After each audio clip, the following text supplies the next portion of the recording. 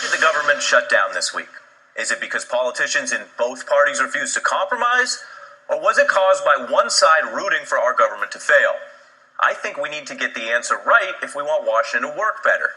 And I think the record shows that this shutdown is an avoidable crisis caused solely by House Republicans. Here are 3 reasons why. First, if you remember one thing about the shutdown, it's this. A majority of Congress already opposes it.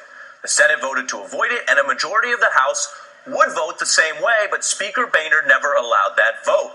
House experts, from our own NBC News reporters to the conservative National Review, count a majority that would be open to a clean funding bill again if John Boehner simply brought it to the floor. That means by standing in the way of majority rule, Boehner took an avoidable shutdown and made it inevitable. Number 2, this is important. This is the first shutdown in history where there's no dispute about the budget. That's because the funding bill the Senate agreed to was not the president's budget numbers. It wasn't halfway in between. It was $70 billion short of the Democratic request because the Democrats simply accepted the sequester-level funding cuts demanded by the Tea Party. Democratic Whip Steny Hoyer has made that clear.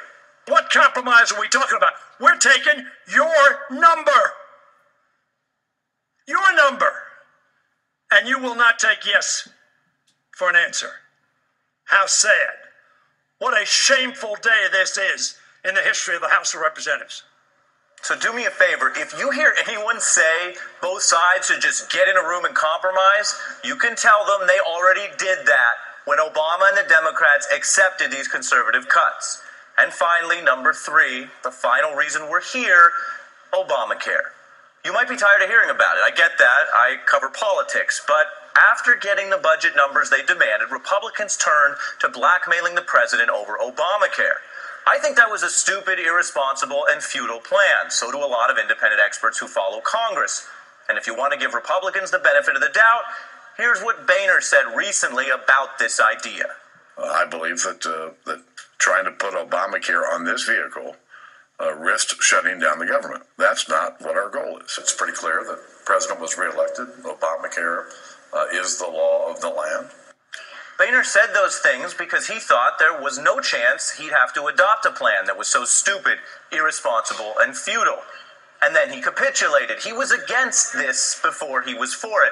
And that's why we're in this jam, a costly shutdown opposed by most of the public, most of Congress, and even by the very Republican who engineered it.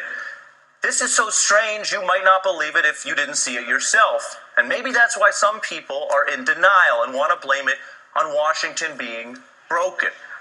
It's true that the House is broken as an instrument of democracy.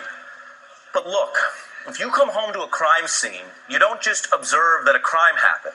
If you find something you care about was broken, you don't just observe that it's broken, you figure out who did it. If Washington is broken, it's because John Boehner and the Tea Party broke it.